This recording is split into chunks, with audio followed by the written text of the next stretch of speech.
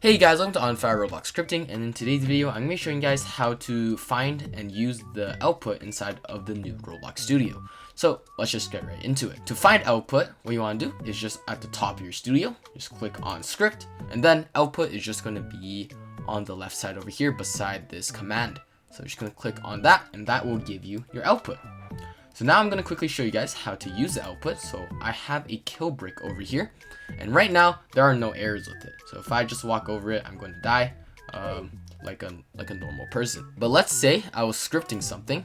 Okay, this is our script. There's a few errors you might run into that the output will tell you. Okay, so let's say instead of an equal sign, I put a subtract sign. Okay, now obviously you can see that it's going to be highlighted red, but let's say you didn't notice that. If we actually just go into the game, the output will tell us we have an incomplete statement. And if we click on it, it'll actually bring us to where the error is. And then we can maybe take a look at that and be like, oh, that's supposed to be an equal sign. Some other errors you might run into is something like this, where like you just forget a bracket. So if I run into the game like this, it will tell me, oh, we expected a bracket somewhere, but there was no bracket. And if you click on that, it will show you where it is. And then you can take a look and be like, oh, I missed a bracket there. Perfect. Another error you might run into is a naming error.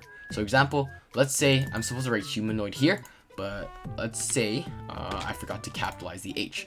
Now the script won't tell you you're wrong because it doesn't know what you're trying to find. You're trying to find a humanoid, but humanoids with a lowercase h don't actually exist. Now if we actually hop into the game and we go over our kill brick, we might start wondering why we're not dying. Now in this case, the output actually doesn't tell you anything, and this is where you can start doing simple debugging. Now simple debugging is where you just like go down line by line and just see when the error occurs. So for example, if I put, and we do this by writing print statements, so I can put like a print, and then I like to just say something like got here, so I know that the script got here. So in the very first line, if it output prints out got here, we know that the first line's working. So that's a-okay. So we're just going to move it down. Let's go after the function. So if it prints, that means the function was created. Okay, so there's nothing wrong with creating the function. That's okay. Then we can move it down over here after the local humanoid where we're going to find it. Now if we go down here, we can still see it says got here.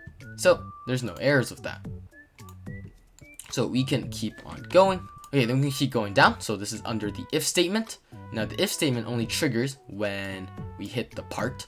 So we want to make sure that when we go in, we'll hit the part. We're going to see if it says got here. And it doesn't. So that means it is not triggering when we are hitting the part.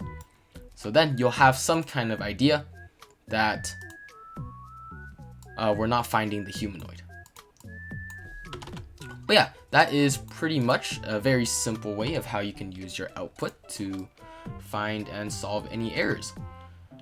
So yeah, that'll be it for this tutorial. If you liked it, make sure to like, comment, subscribe, and share. And I'll see you guys next time. Bye!